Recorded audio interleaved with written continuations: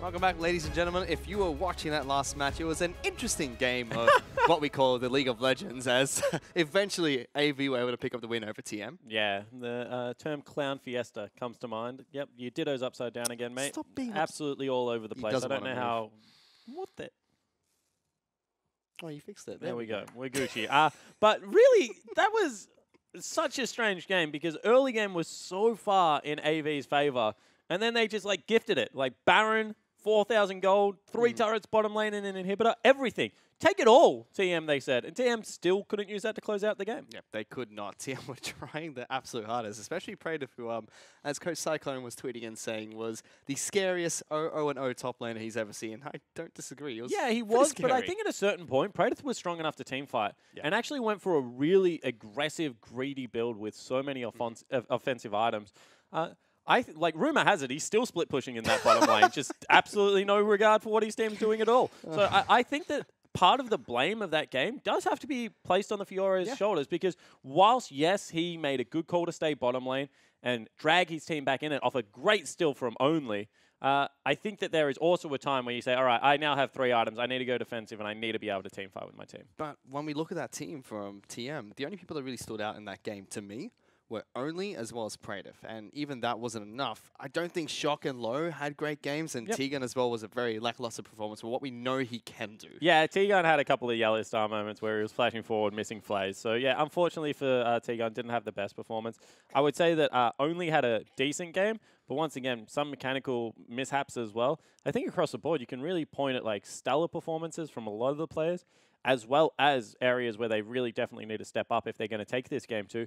At the same time, AV, I mean, I don't think they're happy either. Series was down 80 CS in the end. He was trying to do the team thing, but just could not go with the split push. I mean, at the same time, the Echo had some brilliant moments and one really glaring error where he should have based, he had teleport. If they were going to do that Baron, the right play is base triple, either send him to Praetor or make him teleport back to the Baron pit, because then you have a full health Echo that is able to absolutely run over the top of everyone. Instead, they did neither, and he just got hit by one sphere and died for no apparent reason, Fish. So there are question marks across the board for these teams. And Sybil also died. Looks like when you try and taunt someone on Shen and miss, there are that many question marks in this game. Oh, boy. There was a lot of errors between AV and TM, and at the start of the match, it just looked like it was going to be a clinical AV victory. It looked like, you know, they were able to stick together as a group throughout the off-season, improve, you know, their shot calling looked great, and then Baron. And the Dignitas of O's has struck again. Yeah, I mean, there were, as I said, the thing about that Baron that was so questionable to me was I didn't see it as a winning play. At worst, they were going to trade members for Baron. At best, sorry. At worst, they were going to give the Baron away. And they had tools available to be able to mitigate those risks, which was the teleport, which is, you know, going over the wall again and contesting as opposed to staying in the pit. So it was a strange call. I will be interested, however, to see if TM change up their strategy. They didn't really have a tank line. They weren't very good at team fighting in that game. Only was on a very skirmish-heavy jungler, but one that can't really build up a CS lead. Like, would prefer to see him on Nidalee if that's what the game plan is. And we'll see whether they do adapt and change up the draft at all. So when we think of the bottom lane for AV, because Blinky and Jake, they've been together for some time now, looked good at the start of last split. I'm not quite sure if they had a great start to this game. I mean, they took the turret at 8 minutes. That's true. I mean, they took down Tegan and Low. Yeah. But during the game, during those hectic team fights, was anything their fault, or was it just the other side of the map? I think they were completely fine. I mean, I think Jake got caught out once or twice. But at the same time, I mean, when the game devolves that rapidly, like everyone kind of loses a little bit of focus. I thought their early laning phase was actually very good. They were able to push down the turret. As I said it, like 8 minutes in. They had some teleports coming into their lane. They were able to really stand up. They avoided some crucial ganks. Potentially could have fallen down if Tegan was a little bit more on point with some of his flays. But, I mean, you can only play against the opponents that are next to you, and they won the lane pretty comprehensively. Yeah, that wristband that Blinky has, he needs to give that one over to Cupcake. Ward save lives. Fire Ward. This is turning into the biggest meme. Poor Cupcake. Save a life. I mean, everyone, like, it's so funny. Cupcake plays Brand or Misfortune. Everyone's like, wow, look at the damage. Look how well he's carrying the game. And then, like, Ejim comes on the desk, roasts him because that's what Ejim does to everyone. And everyone's like, yeah, you know what? Stuff Cupcake, buy more wards. Like, he does the most damage in the game half the time he plays League of Legends. I mean, Poor Andy. I mean, Poor it's definitely guy. an interesting dynamic that they have. But, I mean, until Chiefs beat Legacy, EGM can shut his trap. Oof. Shots fired already here. Lucky he's not on this desk anymore. I mean, that's someone you might be able to outbench. At least he's not a Tegan or a Blinky you have to be afraid of. Is that right? Nah, I'm still pretty scared of Egypt. He's got those crazy eyes. He's a Thunderlords Lulu player, but you can never trust those guys. But, you know, I think that getting back to this game at hand, there were certainly windows for TM to win that. Should they have had the windows available? Definitely not. It was like Jake had punched through a brick wall to give them a window. In fact, that's how hard they tried to give the game back. But see whether they're able to have a better early game, because that's what will tell us a lot about this TM lineup. Yeah, it certainly will. We'll have to see if TM can pull back the early game, because their shot call in late game, it was okay. Let's see if they can get to the late game by themselves and not be gifted a few extra players from AV, which we've seen a couple of times this week. Sometimes players just don't understand what team they're actually playing for, and it's mostly when they get that pick, which has been banned out by AV Zach. And we'll have to see if any of the bans change here. So far in the last game, we saw Triple get a very good counter pick mid lane. We saw very targeted bans. We saw a Blitzcrank and a Zillion ban. Maybe those won't go through this time around because AV are on red side. Yeah, exactly right. And the thing is, Fish, we are still 10 of 10 games blue side victory. That's why TM couldn't win last game, Spawn. So if anything, this game will be a wash in TM's favor. Blue side OP at the moment, 100% win rate. Well, let's see if they can do just that. So far, AV, they've banned out Zach as well as Cannon. They banned Cannon last game, and that was flanked by the Zillion as well as the Blitzcrank. The bans from TM a little bit more standard. Zyra, Thresh, and Zed. A lot of respect actually given over to Jake there. I mean, that's 2 Jake-specific bans. The Zed, of course, is a very good third-round blind pick. So not surprised to see that one go. And we keep mentioning it, but Elise as well as Zach just seem to be the 2 best junglers at the moment. That does give Galio over towards TM. AV have the potential to pick up Zillion here. Not AV, sorry. TM has the potential to pick up Zillion in their second rotation. Why would they want to do that? I wonder. I mean, it's almost like they've got a 900 LP challenger player they're playing Zillion. I mean, but it still just doesn't do anything for them. Zillion kind of supplements the rest of your team. And Low didn't look like really the 80 carry that you want to build or protect the 80 carry comp around. However, they do have Galio. Tigon, as I said, is very outspoken about that being a good support champion. So I'm still expecting that to be flexed around quite a lot. AV, meanwhile, they've picked up Ashe as well as Lee Sin. So Sybil will get a chance to flex his muscles this time. Only can't pick up Zach or Elise here. Could go towards his Nidalee if you like to, but Gragas seems like the pick of choice for TM. 2 beefy frontliners already picked up by TM. And potentially still 2 flex picks, Fish. I mean, as I said, we don't know necessarily whether that's going to be top mid support Galio. Don't know whether it's going to be top or jungle Gragas, although you would expect potentially top and jungle right there. Xayah didn't have the best game. Varus makes a little bit more sense. A lot more lockdown coming out. Yeah. Low didn't have the best game on Xayah. Jake, give me the camera. Nice little cheeky smile there.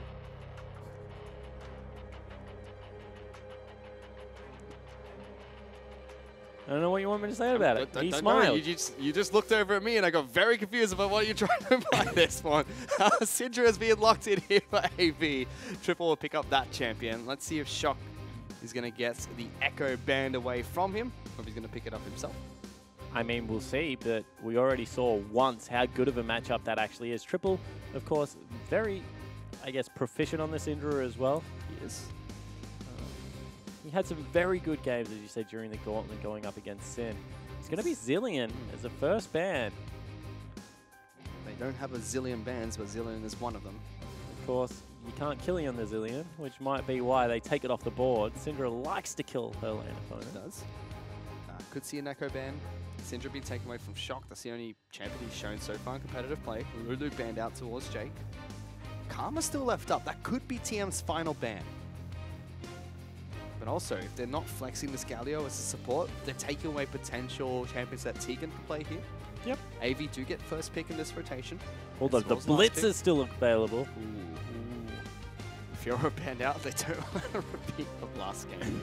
They know that that Galio could be going support. Yeah, they certainly do. Or it could just go mid lane. I mean, Galio is actually one of the better matchups into Syndra, in my opinion. Very hard to kill a Galio. He just wave clears for days in the mid lane. Able to go towards that Abyssal Helm, I think it's called now. The item that was Abyssal Scepter. And nullify a lot of the damage. Still Abyssal output mask. Abyssal Mask. Sorry. You put it on your head. So we'll no, it goes on your face. That's a mask. On your head, that's a hat or a helm. You know, they rest in two different spots. And Rakan's locked in for Jake. Rakan has been locked in for Jake, going with the Ash pick for Blinky. That Swan's about to kick me off my chair again. I can feel it coming. No. Oriana's been locked in for Shock. He's going to take a control mage into the mid lane. And we do get the flex here as Jarvan's been locked in. That's just the most flexible flex ever. All of a sudden, it is going to be support Galio. It's going to be jungle Gragas. It's going to be top lane Jarvan. It's going to be mid lane Oriana, unless something really wacky is happening here, Fish.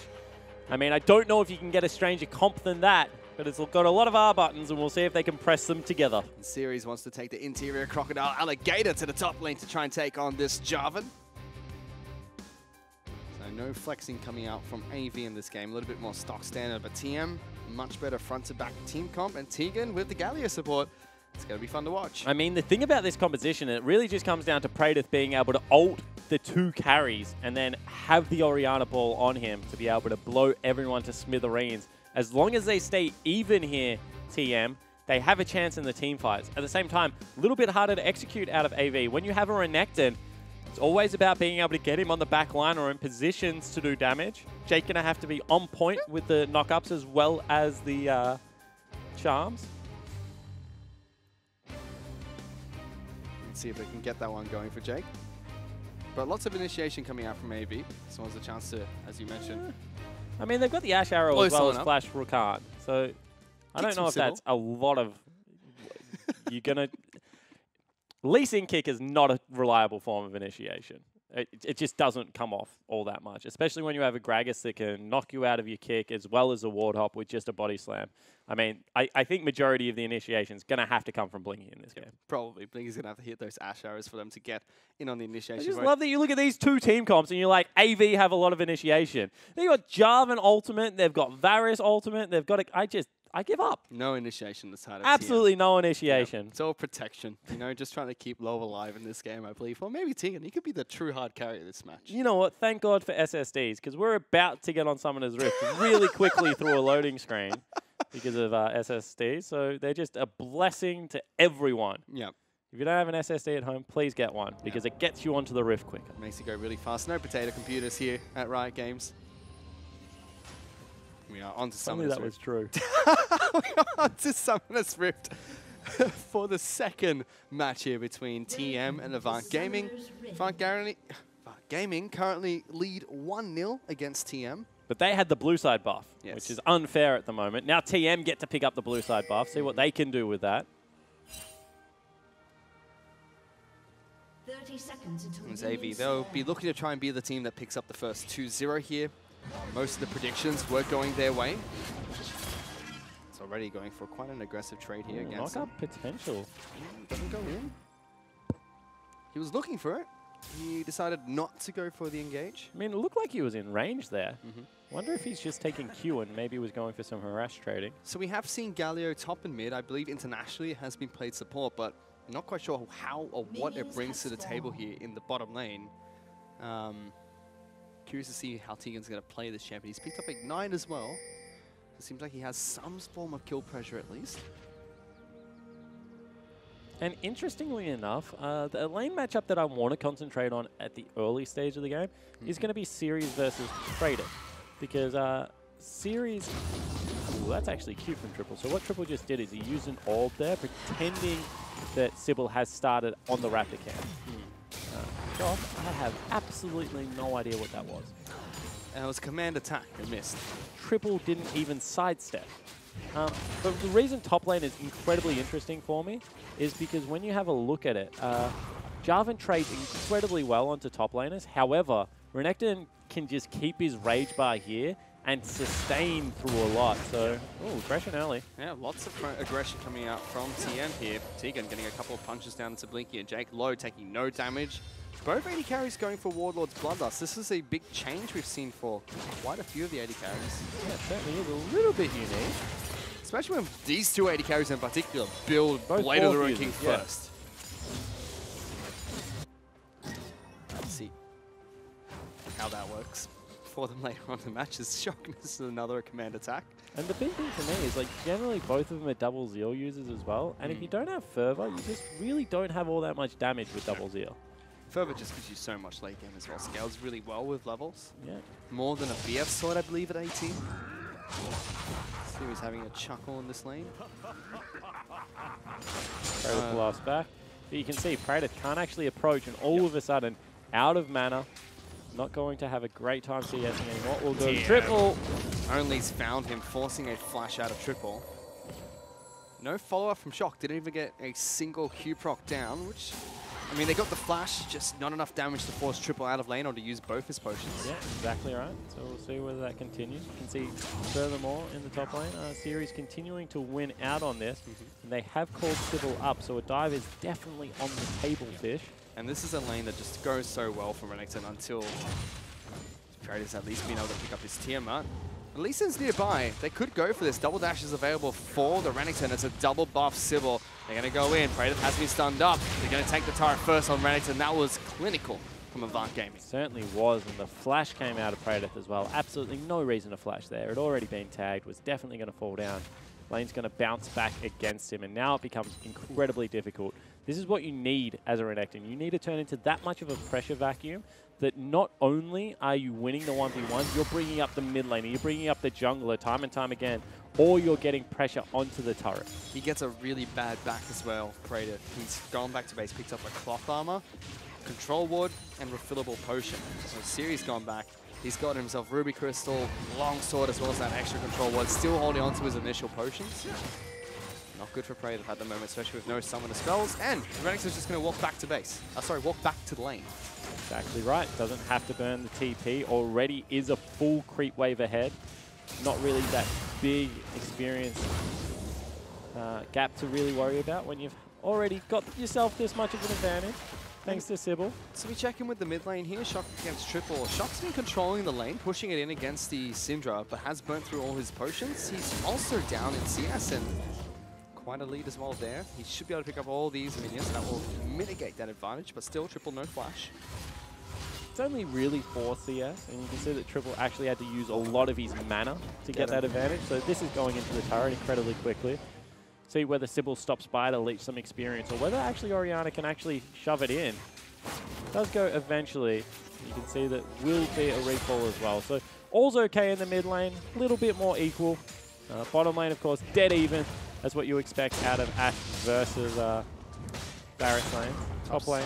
Still going in Series' favor. And the Series was not able to get the Q off when it was empowered there.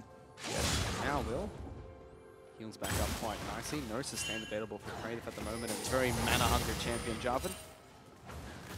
And they do have only on the top side of the map, but I don't see a chance where we can get initiation down on towards Series. Trust me, pre-6, you just do not gank Renekton as they actually go in, get a big knock-up. Tegan looking for the taunt. Does it connect onto Blinky? Blinky turns around and shoots a couple of arrows into the Stone Gargoyle's back. Triple's gone hunting inside of AV's jungle. TM's jungle. They're looking to dive top lane again. You can see level 6 has been achieved. Flash is still up for Series. And they've forced Praetor completely off that turret. Gone back to base. Bottom lane as well. Blinky getting good trades onto low. Jake was keeping Tegan occupied. Nowhere close enough to stop the harass coming out from the Ashe. Praetor is in such a deficit though. He just got away, pushed into his turret. That's going to get killed before he can get back. So he's 20 CS behind the Renekton. Without teleport. 20 CS down, no teleport advantage. Is not yet level 6. And as I said, you just cannot trade with Renekton early because you run out of mana. He doesn't run out of health. And then he's able to just turn the lane on its head. If you wait out until you have Tiamat, it is a winnable lane. You just have to be patient, Fish, and unfortunately, Praetor wasn't patient. He let a big creep wave build up, and it bit him really hard. Silver now is going to use this time to donate blue buff over to Triple. AV have 1,000 gold lead just through incremental advantages at the moment. And that single kill picked up by Sybil in the top lane. Really flexing his muscles on the Lee Sin at the moment. Blinky's gone back to base, picked up Boots 2 straight away, so decides not to go for the Bilgewater Cutlass, which a low has picked up. I mean, that's an interesting pickup. Potentially to get rid of the melee Galio, but also isn't the normal Boots 2 you see. So keep going back to it, but we've seen so much around the world lately that Boots' priority on 80 carries are defensive Boots. We're going to have another game of offensive Boots. And we just saw top side of the map when we were checking in there. Series is holding the wave off the turret. Just to add insult to injury against this Jarvan. 39 CS to just about 60. Blinky going to take some damage in the bottom lane. Low, harassing him there. Rakan can't quite find his way back into the Blinky's lane, being cut off by Tegan.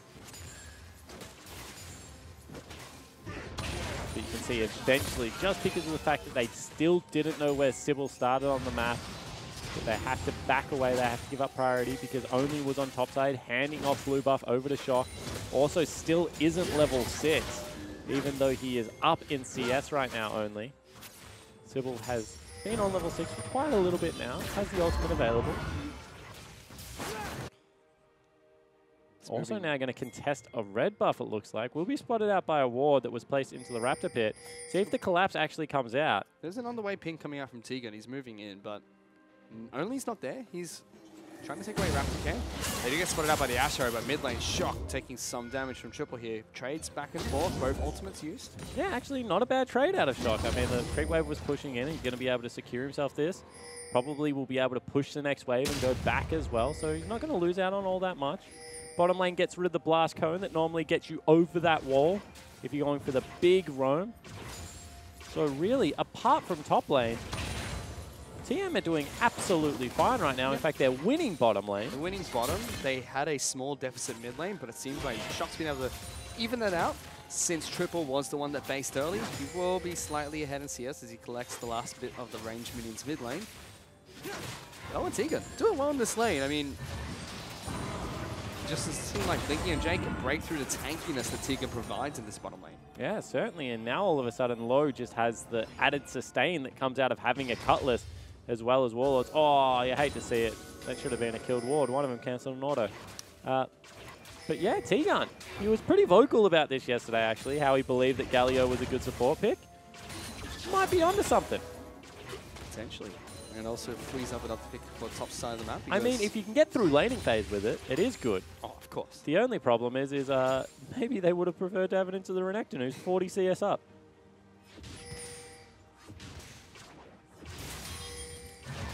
And now it's still a very quiet game between AV and TM. Oof, say that Shock just loses most of his health bar. Ultimate's coming up for Triple soon. Yeah, that's the signal to go back, unfortunately. You can see top lane again. Praedyth is getting camped. Get this out time of my they're just going to lane. move onto the turret. That is going to be an 11-minute top lane turret falling down. That must suck. You're up against a Renekton, just a Lee Sin, always behind your turret. I mean, I've had bad days on the Rift. That just sounds horrible. I mean, it's worse when you're the Renekton and you get camped and you're just useless for the rest of the game. But right now you can see Only wants to be able to match the play with something on the bottom lane. See whether they go for it. Jake is low now. So gets be sped up here. Ooh. Only can't get behind them. Meanwhile, Sirius has killed someone across the map. Yep. So Goodbye, Shock. TM do get a trade of turrets, bot for top. They do allow the Jarvan to continue pushing. That's true. They're going for an engage here. Taunt comes through. Good arrow to knock back all these minions. Maybe might have successfully defended this turret. Meanwhile, Sybil's taking down Rift Herald. Yeah, exactly right. So Sybil able to step up, able to get Rift Herald. I don't think that should be the turret defended. Low's still got enough range to be able to chip out, and it's just impossible to engage onto this. Only had to burn Flash. But I guess AV just ahead of the game, able to grab mid lane turret without even burning the Herald. And I like that from Blinky and Jake. The delay was just long enough so they could take mid lane and Herald without any response, so this was just Shock dying. Man, that's just sloppy from Shock. He flashed forward, tried to get the return kill, but Series was already there. 3 summoner spells used by AV. Only 1 used by Shock, but can't really back within range of Syndra. So now there's only just come down to bottom lane, drop Rift Herald, take down that final outer turret, take a dragon. I mean, it's still difficult to continually push into, to use Rift Herald to push into a lane that is currently being pushed against. So unless they get a pick down here, I don't really expect them to use it right now. You see that low, as well as T-Gun. They're 20 CS up. They're actually doing a fairly good job. Praetor's abandoned top lane. He just looks at Shock and says, look at me. I'm the mid laner now. We hunt champions. I mean, I don't think Screw he wants this to be silly farm. I don't think he wants to be the mid laner either, because he's still 2 levels below triple. So, yeah, he's going back to base. He's done. he's just going to have to catch waves, I think. He is the River Jarvan at the moment. And there's no way triple's going near any of the unwatered brushes. So instead, it's just going to be a little bit difficult for the time being. TM really up against it right now. Sybil's Rift Herald buff is almost halfway done, so he has to use that sometime soon. Bottom lane for AV have gone back to base. I mean, only Neely has more farm than Praetor. It's the only way I can really quantify how far behind Praetor is. I mean, Series is double his CS, 5,600 gold to 3,500. He has the lowest gold amongst his team except for Tegan. That's not really T-Gun's fault. No. He's a support. Trying his out with Sybil. Let's go behind Shock. Here comes Galio trying to keep him alive. Good damage reduction. Shockwave knocks back Sybil. Shock will get that kill. Jake's trying to jump into the fight as well. Low gets here first. Teleport from Series. Knockback coming out from Only will allow Jake to be sniped off. Series dashes on in, but TM, they've actually gotten so many kills in this fight. Triple's next. Shock gets that kill, and disaster strikes for Avant Gaming one more time. I know, they just go for the play, but unfortunately T-Gun's in range, able to get the huge ulti. The percentage damage reduction was just enough, and that means they're going to be able to break open the mid lane turret. Much needed assist over onto Praetor. Jarvan still does his job of being able to lock down flashless targets. And no matter how much gold you're ahead, you still are elected, which means you're not very useful in team fights, Fish. You got to think that Coach Pinch now will be standing behind them and screams with a ruler and just tap them and go, stop it. Don't do this. And you can see that, once again, this looked like it was going to be a good setup, but Sybil didn't kick first, didn't want to use the ultimate, gets absolutely blown up. And you're just hitting the tanks at this stage of the game. Low does a lot of damage. Jake gets stuck against the wall and therefore has no way to go. And yeah, this is a great continuation out of Praetor. He knows that the Ashe isn't close enough and that that's another free kill just waiting to be picked up. AV still hold on to the gold lead though. It's 25,000, 23,600. Rift Herald is going to expire soon. Sybil has to drop that somewhere as here he comes bottom lane. Old mate Harold going to go ram the turret. Get him, Harold. So they will send 4 members down with it at the same time, so potentially this will be the turret pickup. Get him! Ooh, that... They've actually collapsed on towards low. Good damage. Triple gets that kill easy. Teleport being used onto the turret by Praetor. Pull the turret back first. It dies. Praetor does not get there. Now AV turn around to fight. Instant cleanse from Shock. Massive shockwave from this Orianna. He'll still get charmed up by Jake. He's chasing down the rest of the members. T-Gun is the first one getting charmed up. Exhausted. Gets a good taunt on towards Jake, but tagged up by Only. Follows him through. Uppercut not enough. And look at this. One more headbutt. Doesn't deal that much damage. Jake goes a little bit too deep. Only's in some trouble. Sybil wants to try and chase him down in between these 2 turrets, but the teleport not connecting from Praetor means that AV going to push through and take another turret. Yeah, and I just don't know why he didn't go to the ward, Fish. There was a ward right next to the turret that if he had gone to, that would have been a cleaned up team fight for TM, you have to think. Instead, they lose out on 2 turrets. They lose 4 members for only 1. And the bottom side of their jungle going to be ransacked. Let's take another look at this. Actually, the ward wasn't there at that stage, so it makes sense. You have to be able to teleport. And unfortunately, because the turrets go down, there's absolutely nothing they can do. That was a great instant cleanse into 4-man shockwave. I mean, that's a highlight reel play if he has slightly more AP. Now, in line, Praetor actually wants to fight. They're going for another fight here. Will be Sybil that dies first. Praetor locks him down. Series is second. It will be AV to get the dragon, but TM get 2 desperate kills, and they can try and transition this into something else. Yeah, potentially. I mean, good news for them is Low is actually starting to get a pretty significant CS advantage, as well as some kills underneath him. And Shock seems like he's shaken some of the jitters that he had in game 1. His Orion actually looks good. Yeah. Syndra was a little bit sloppy at times. You see a little bit of a pause coming out right now.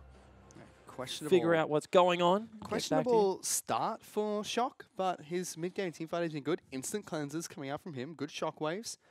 The last teamfight where TM actually won, he was playing that teamfight well as well. Survived and was able to take down this man on your screen, Sybil. But still in an early game deficit. Yes. I mean, that's the important thing to note here. TM, it's been a better early game. They've had some answers, but they've Much still better. lost 4 turrets, I think, at this stage of the game. They're still getting bullied around a little bit. What are you doing, Jake? I'm talking. Not you, that other Jake. The one on the screen, the one with the Y. Yeah, I don't know. But it's been an interesting early game. Much more back and forth than game 1. Series has had a better game this time, but he's on Renekton and had. I mean, it's he's had 2v1 Sybil in his back top lane. pocket. Yeah. Praetor's just sitting there going, what did I do to deserve this? But at the same time, Series did set the lane up well. He made sure that he was pushing the lane, that Praetor was trying to spam out abilities to get CS and, you know, be able to shove back. And then Series stacked up the wave nicely, as you should, allowed his jungler to invade heavily, and then get the successful dive off. So even though you say that it's been a 2v1, which it has, you know, at the same time, Series set that lane up as well as you can for the dive. Gives him a big advantage. Unfortunately, we're in a pause at the moment. Just been told we'll be getting back into the game very quickly, so short pause here. Sorry for the delays that we've had this weekend, guys. Still been so far on track for 12 games, or 11 at least if AV pick up the win here today. And AV would go to the top of the ladder if they're able to pick up the 2-0. They'd be the only team with 3 points. Yep. I mean, Abyss would have loved to been able to do it against Regicide, but ZZZ just had a completely different idea about it. For now, they've got a Taintermine's team charging on towards their mid lane in a turret. That will fall. And just like that, AV is still ahead. About 3,000 gold, even though it's looking like it's going in favor of TM at the moment. And it's a pretty accelerated game. I mean, there's 12 kills. There's already been 7 turrets taken down. You can see that they're going to be able to catch big waves bottom and top as well. So TM going to be able to get some farm back on their side. Shock going to continue clearing out this mid lane as AV set up vision inside of the top side of TM's jungle. Checking with the items really quickly. Black Cleave is complete for Series, but components only for Praetor at the moment. I mean, he's got Black Cleaver as well as the Tiamat and the beginning of the Sterak's, or Jaren's Fist. Jaren's Fist. Going to, of course, be Titanic, not Sterak's. I just love Sterak's as an item. You can see mid lane has got about a 20 CS discrepancy right now. Maybe even more, 30 CS when Triple picks up this wave. So quietly has begun to take over the mid lane again, Triple. He has. And it is Shock's first game in the OPL. Dave Tools looks much better out of the rookie mid lane. And we've seen this from so many rookies that step into Split 2 as well, you know.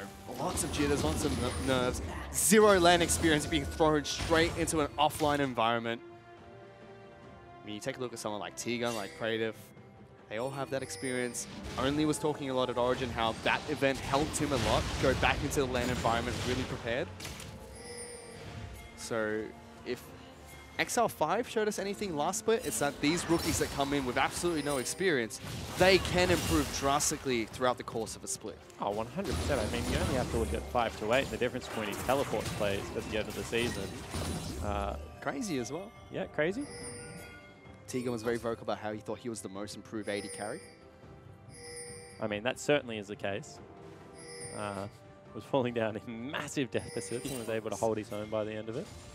Problem is right now is they have no one to go toe-to-toe with Renekton in the 1v1. Yep. In a team fight, Series still doesn't do all that much, honestly.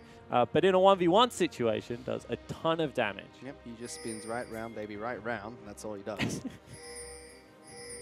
But in a 1v1, Praetor just can't do anything, especially since Sybil's always there. TM bit of an engage. Might have caught them out. Locks down Sybil. Ultimate from low. Looked like it connected there, but Doesn't go through. Only still looking for the engage. TM do back off. That's a teleport. We're not going to talk about that teleport. Protecting the blue buff. The zoning TP. Not going to talk about it. It was curious. Now not available, however, and Baron potentially is going to be an objective that started up relatively soon. Series is the right thing. Stays down bottom. He's going to push out that wave. Without Praetor's teleport, he can't be contested if he wants to get to a team fight. Now it's the question of how AV are going to play this out. Last time they did the Baron dance, it's where the game was blown wide open for TM to just take it from them. It was gifted to them. It was served up in a hamper. Yeah, Put on the front door of the TM gaming house. And then they rejected the offer and said, we'll do it in game 2 instead. On fair ground. AV, hopefully they don't serve it up in a silver platter again. But right now, there's equal level between Series as well as Praetor. And even though there's a fist on the side of Series, he hasn't gone for necessarily the boots that will help out all that much against Garvin. So I don't know if he necessarily still dominates the 1v1. Might dominate the 1v1, however. I'm grasping at straws right now. I mean, we're on match number 11. They do start up Baron. Here we go. Maybe going to start Your boy only about to steal the second Baron of the series. He's going to try and at least force AV off, but this time they pull back. Praetor's trying to skirt between mid and to bottom lane so he can stop series, try and deny teleports. I mean, all you have to do is just hold your knockout right now. Yep. You can't disappear that far into Fog of War. You can see, however, he took a very bad trade. Oh, they've caught him. Sybil's dead. TM find a pick, and they're actually going to follow through with Lowe's ultimate. Only. Flash body slam. He's going to try and go in. Only will get slowed up. Gets it. Body slam. Not Blinky to the side. Will be able to still slow him down. Blinky's still in trouble here. Has to be careful. Flash forward. Flow gets him. TM get one more. Jake's going to try and run away. Triple stuck underneath a turret. And TM are coming for you, Triple. They're not happy about you in the mid lane. Jake's going to try his best. Gallagher's going to jump in, but instantly deletes shot. Caught out of position. Tiga will not be able to get the taunt going through. Body slam doesn't connect. Behind them. The Crocodile's trying to get behind them. Triple splashing forward. Aggressive positioning. Low's still alive, but he's got a Crocodile on his back. Spins right round. Stuns up Tiga. He's now sitting duck. A little bit overzealous from Tainted Minds, you have to think here. Double kill picked up by the Crocodile. Yeah, everything was going well for Tainted Minds, but then they chase in underneath a tier 2. There's not really all that much reason. They were bouncing between the two turrets. I mean, probably should have just taken the one team fight and disengaged. Instead, they handed it all back. I really like the chase, but why the heck is Shock tanking the turret? That made no sense. I mean, they needed to wait for T-Gun to land if that's not the case, and there's just still so much threat on Triple. 213 CS, he's nearly going at the clock, looking for what will be the Luden's Echo as his second item. In fact, probably going to pick it up. He does, and so much burst damage going to come out now. Animation as well. Only went for the auto attack before using his ultimate. Yep, that saved British for a lot longer. At least forced 2 more flashes. One from Low. Trying to get forward. I think it was also the heal that came out of Low as well to try and speed them up. So that was pretty questionable play from Only. But AV decide not to go for the risky play of taking a Baron. They go towards the Mountain Dragon instead. They take that free objective. Sitting again comfortably on a 4,000 gold lead. But if you look at the scoreboard, doesn't feel that way. It's not 89 in kills, 3 to 4 in turrets. Banshee's Bell has been picked up by Shock. Actually a really good item, I think. Shock has had some really nice cleansers, but at the same time, you just don't want to have to be able to cleanse everything before the fight starts. So get the Banshee's Veil, be able to absorb the first hit at least, keep yourself topped off. Also the fact that, you know, Triple just does so much magic, but any EMR you can have in your build is going to be useful. And still, he's heading towards the level 16 on track. Creative actually has the teleport advantage at the moment. Redemption has been picked up by both supports. Holding on to that item at the moment. Titanic Hydra for both top laners. Difference is Series has a chain vest, so that gap is slowly getting closer and closer. I mean, also has a level advantage now. Kratos had clawed the experience at least back to equal. Yep. Black Cleaver for Sybil as well. He's having none of that tank Lisa shit. He's just saying, I'm going to kill someone. My kick is going to make their body stay still because they die.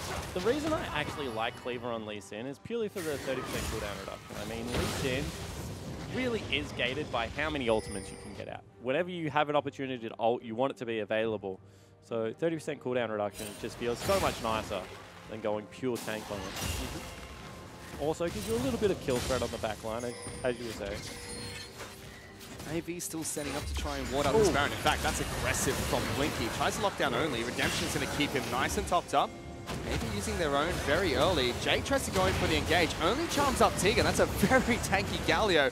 Only throws out his own ultimate trying to separate the team. Good flash from Tegan. Uses it nice and early, not risking anything at all. No, actually, that was really nice. Shock also used flash somewhere as well on the back end of that. Curious. Would like to see exactly how that happened. Because that is a big deal now. That's a big call from TM though. You know, everything used onto only. Tegan's the one that gets caught out of position. They choose not to fight. The call was to back out and everyone followed through. So good to see it. Don't know if it was the right play, but definitely good to see. I mean, if they could have got the ball onto Tegan, I'm sure they would have liked to have fight that. Yeah. However, was not the case. Shock obviously had been caught out somewhere, potentially by Triple. Only what you see go to engage. I mean, this is a problem with Renekton. I'm just not sure what his position is late game, because he's not a great split pusher.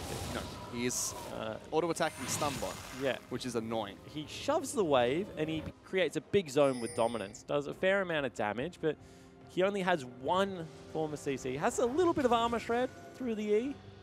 I mean, with the Gargoyle Stone Plate picked up, he's going to be even bigger. He can use his initial burst to deal a lot of damage to a backline member, become incredibly tanky and just annoying. Just stick on top of that one guy. Your auto attack still hurt because you've got Titanic Hydra Black Cleaver. I think it's the right word to describe him. As you see Tegan there, just takes no damage. He's like, I don't care. I mean, Tegan doesn't, but me. all of a sudden, low behind him got chucked out. Jake getting knocked up by the body slam. Difficult to throw out the combo for only at the moment because everyone has flash up. Kratos sent bottom lane to deal with this Renekton. You hate to see it. Gotta hit those, Kratos. You miss 100% of flag frags you don't take. Jake actually goes in. A little bit of a mistake. Blinky fires the arrow off towards only again. Redemption comes out. Good damage. Sybil jumping in, kicks him into the team. Curious team fights. I mean, Sybil had flash available. He definitely could have kicked him back out of the team. But isn't the case. Meanwhile, in the bottom lane, you see there was a fight between the two split pushers are still going on. Yeah. Maybe still looking to try and engage. Jarvan's going to hold this off his turret because that turret is very low. Renekton's trying to see if he can wrap around. AVF started up Baron. Ward spots them out, but they pull off. But they have no tank. I mean, teleport is now coming in, but it's a wasted teleport. It's cancelled. So now TM, they don't have the advantage because Predator doesn't have teleport yet. Yeah, but still they're sending him in. He's found Blinky. He's knocked down, knocked back into the wall. Up the cut comes out from Galio, and TM get a pick onto the 80 carry. They might lose bottom lane, though, because Renekton already got that turret very low. Yeah, and you can see that straight away they turn around. They're sending the Jarvan back down there. Doesn't have ultimate series, is not going to be all that bothered by him at all. So they get a pick. That series has opened up the bottom of the map. Finally, has been very persistent. Triple goes. Ooh, he's going to get knocked. No, Triple just says, you are not touching me. And now all of a sudden, Rakan's in here. Going for a fight. Sybil taking quite a bit of damage. Low in a good spot at the moment. Shock trying to keep him occupied. Sybil almost dying there. A clutch heal coming out from Jake to keep him alive. Series has joined this fight though, so they lose an inhibitor turret. And this is once again, Fish, becoming a really scrappy game. Yes. I mean, people are starting to collect items. I assume that's going to be the death cap coming up next for Shock. Already Void Star picked up for Triple, who had to burn both summoner spells in that last little exchange. However, is level 16 and incredibly fed. 80 carries, you know, sitting at 1.5 items each as well. But this has just been back and forth and really sloppy. I mean, AV would not be looking at this and thinking this was a team that took Sin to 5 games at the end of the last split. They would not. But I do like the low risk, low reward plays maybe in this match. Especially since they sat series bottom lane to know that even if they lose a pick onto one of their members, they at least get the inhibitor turret. So they're always trading, even though it's sometimes not their advantage, it's always on their terms. Maybe are really dictating about how TM play this game. I mean, they're definitely being proactive, but the last thing you want is Orianna to get to level 16, have the death cap available, and Jarvan to get 2 or 3 people in the Cataclysm and for it to be good night. And they are honestly approaching that kind of level with how Shock has been able to stick in this game. It's just been a really strange back and forth. They've brought out Praetor series now, sorry. Gets body bombs, nothing else. Control over the Baron pit. Bottom lane's pushing really heavy in their favor. Tegan's going to soak up an arrow. Do they engage on towards the Galio? He just takes no damage at the moment. Kick back, he gets killed. Good execute from AV. Now what can they do next? Lowe's being caught out of position. He's going down. Series goes on the killing spree. Praetor lost them all. Dictator. Shockwave. Shockwave shock. You have to hit that. Didn't have it available. Already used it. Sibyl's now trying to chase him down. Only gets taken down. Double kill picked up by the mid laner. And AV moved towards Baron. Yeah, that's a much better setup. They just burn through the tank. You can see that as soon as they prioritize T-Gun, he still falls down. It is a support Galio after all. So a clean 4-0. They pick up the Baron. And now finally it looks like they're going to be able to start shoving lanes in. They've got the 10,000 gold lead they need. And you can see Low, a little bit upset about that one. Head in hands. I mean, quite out of position in that fight. It's just Rakan. Rakan's able to get onto you so easily. Let's take another look at it.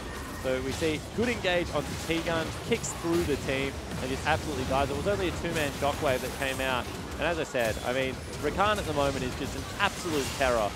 Praetor did get the good engage. Ooh. That had been an attack dissonance combo inside the Cataclysm. May have been a different story, but it was not to be. And they pick up so many kills on the back end of that. You'd have to think if the shockwave was held there. Might have been a different story because Series and Sybil could have gone in, but 5-man shockwave, that was juicy. They're only going to try and stop AV pushing further forward inside their own jungle. AV have a 10,000 gold lead now, so they've got space to work with, looking for the first red side win of this week. Sybil's already in the bottom lane trying to give these minions Baron buff. Blinky joins him. The rest of the team should follow suit and try and attack that open inhibitor. Yeah, I think they're just going to play between mid and bottom. I mean, they've already got a level 18 and a level 17 in the game. And top side's pushing too. Top side's slowly pushing up, as you mentioned. That wave's going to continue to build. Turret's gone. Maybe pick that up. They can move top side and try and continue jockeying for mid and top. Yeah, and if anything, we've seen that AV is very hesitant to take risky plays, instead playing the percentages. Don't think that's necessarily a bad call. Let's see if Praetor can get to this top side wave before any Baron buff members get there. It seems like he can, so that wave has been trimmed completely. That was a massive wave that AV couldn't get to in time. Cleaned out a lot of it. I mean, now Praetor has teleport.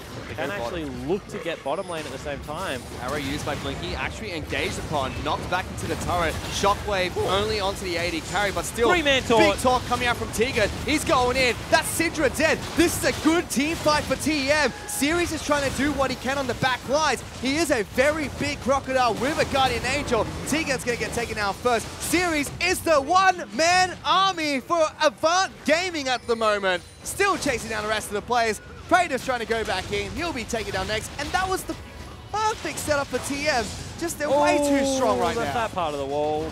Praetor's going to die. You hate to see it. That actually might be game fish. With Praetor falling down, that is only going to be the jungler left standing. Only doesn't have flash, doesn't have ultimate, and probably isn't going to be able to clear out this wave. And you ask what a Renekton can do when he's this far ahead. That. Your carries are dead. It's all right. I'll take over, boys. Get on my back. We're going on a Crocodile Hunter adventure, and they're going to try and take down the last few Nexus turrets. Only left up. Tegan and Shock coming up shortly. AV already attacking the Nexus. Sybil, Jake, and Series, the last 3 members alive. Oriana is up. Tegan is here. They're going to try and stop them. Doesn't look like it's going to be enough, and AV pick up the first 2-0 this split in the OPL.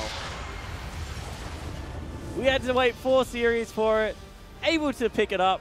Avant Gaming grab the first 2-0. Yep. They'll go up to 3 points. They'll be top of the ladder. But still, not the cleanest execution in those games. No, it was not. Even down to that last team fight, they lost their AD carry as well as their mid laner. Yeah. If it wasn't a 10,000 gold deficit, that would have been good night. I mean, I think every single coach is going to grab their team by the ears, drag them into the VOD review room, and have some very stern words with the teams, because it's been a very strange first week of the OPL, I think it's very fair to say. Except for Coach Jis. Immortals did well in North America, I believe. Certainly did. Because he's over here in Australia. Exactly. So he doesn't have to give them a stern Currently, talking to. I think they're nearly top of the table. Yeah, just like Avant Gaming, currently top of the table of the OPL at the moment. But still, it was very sloppy games from AV, signs of life from Team at least, and it seems like they have the potential to do well this split, but they have to short up a lot of their early game difficulties. Yeah, and I think the difference is now their flexes are like closer to meta, and they're not really, the massive curveballs. I mean, sending Galio down into support gave them a lot of weight clear. Actually kept their turret healthy for majority of that game. I actually like that flex. The ability for only to play Gragas and, not have to send it top lane. It opened up the draft a lot. It's just that you can't afford to lose top lane and mid lane by such large deficits and expect to be able to win a game. So I think there are areas that they will look at that. But the good news story for them is Shock played a little bit better in that game. And I think Low, apart from getting caught out in that Baron team fight, actually played quite well. Yeah, he had a good start to the split, and hopefully we'll be able to see them continue to improve. We've seen other rookies underneath T-Gun improve tremendously throughout the split, 5-8, crazy with 2 of them. So hopefully see more improvement coming out from the young TM members. But that's it for this week of the OPL. And to break down all the games we had this weekend, let's send it back to the analyst desk for the last time.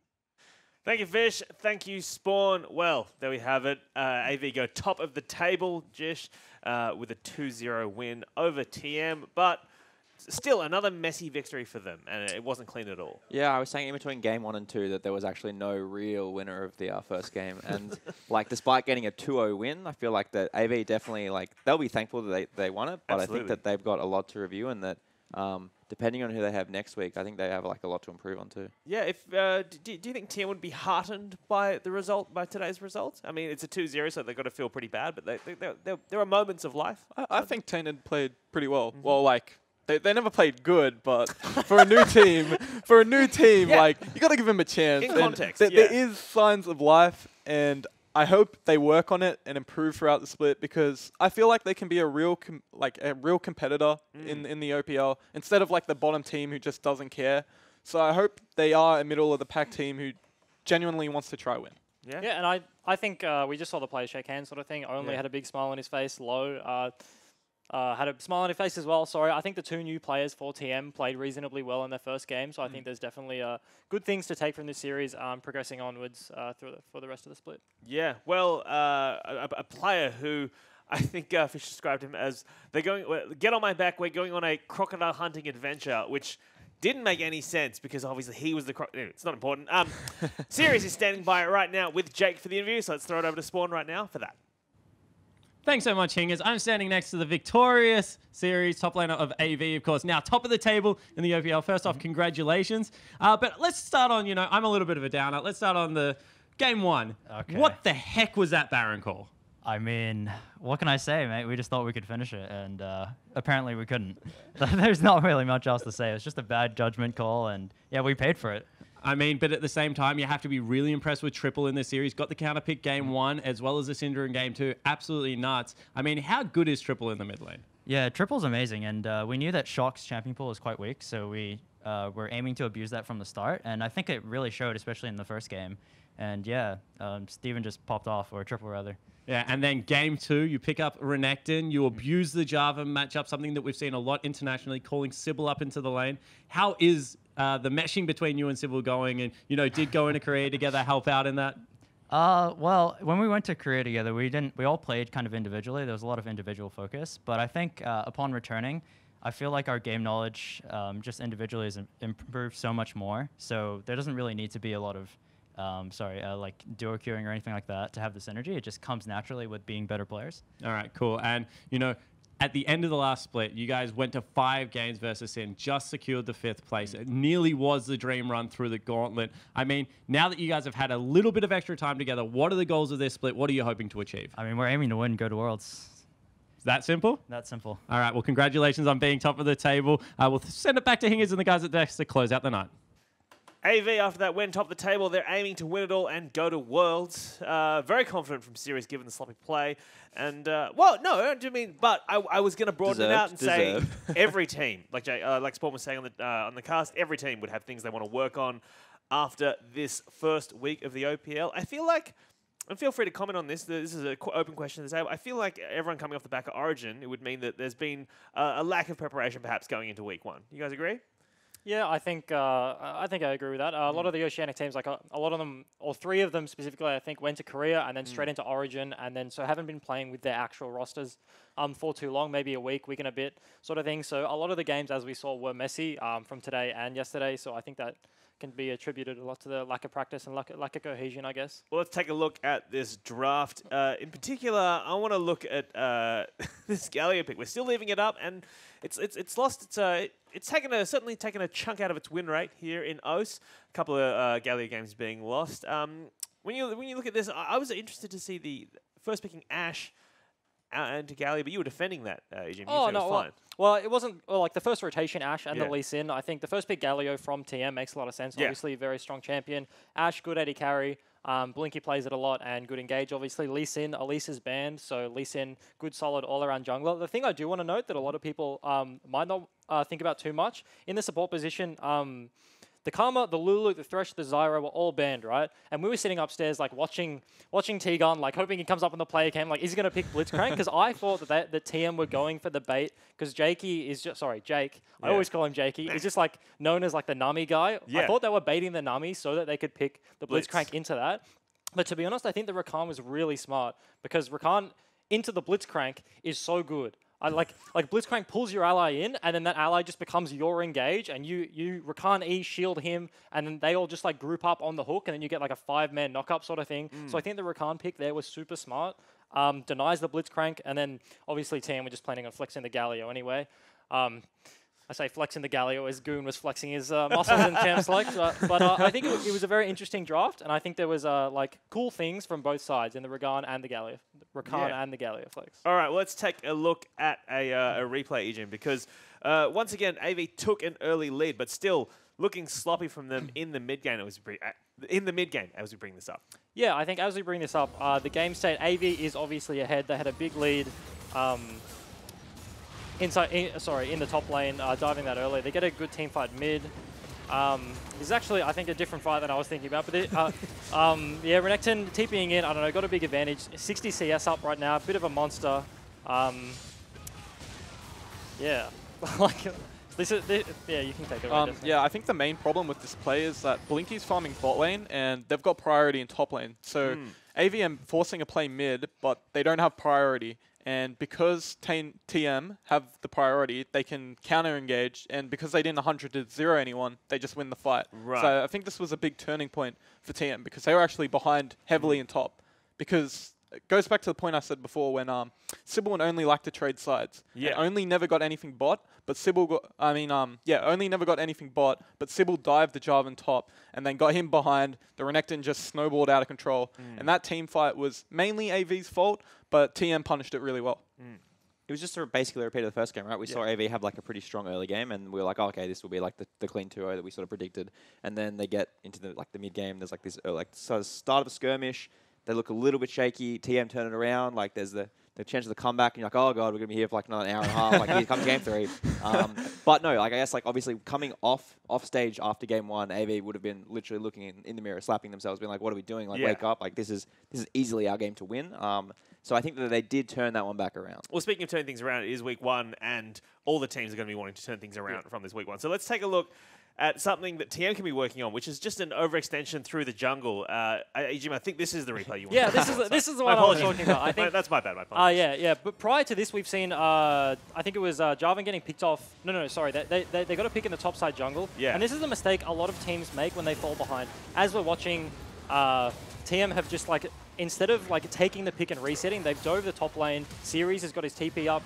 He basically pushes in the bot side and then TP's back to the fight. And we're just going to watch him clean up the fight. But the point I want to make with this is TM are already like 6k behind at this stage.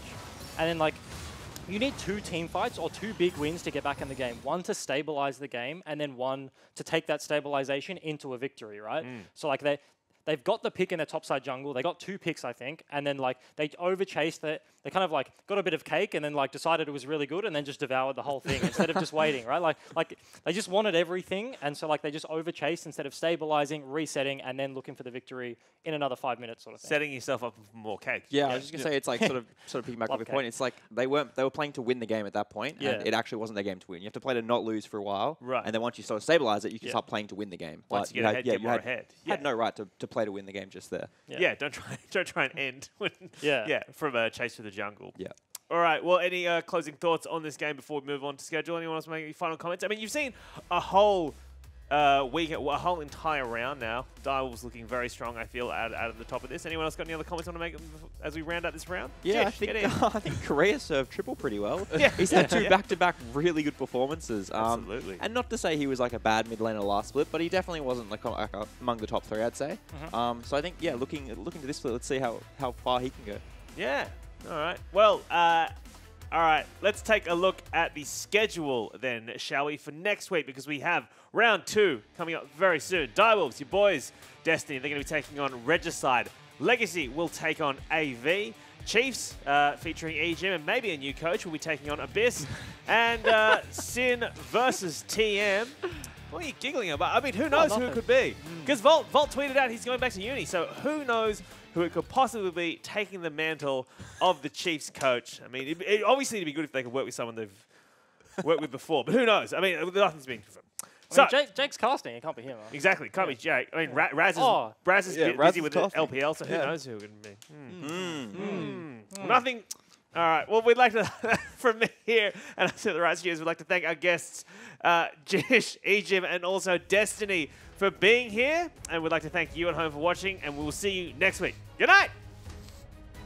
They're going to go in. Raiden has been stunned up. They're going to take the turret first on Renekton. That was clinical from Avant game. Sybil, let's go behind Shock. Here comes Galio trying to keep him alive. Good damage reduction. Shockwave knocks back Sybil. Shock will get that kill. Jake's trying to jump into the fight as well. Low gets here first. Teleport from Series. Knockback coming out from Only will allow Jake to be sniped off. Series dashes on in, but TM, they've actually gotten so many kills in this fight. Triples next. Shock gets that kill, and disaster strikes for Avant Gaming one more time. Now AV turn around the fight. Instant cleanse from Shock. Massive shockwave from this Orianna. He'll still get charmed up by Jake. He's chasing down the rest of the members. T-Gun is the first one getting charmed up. Exhausted. Gets a good taunt on towards Jake, but tagged up by Only. Follows him through. Uppercut not enough. And look at this. One more headbutt.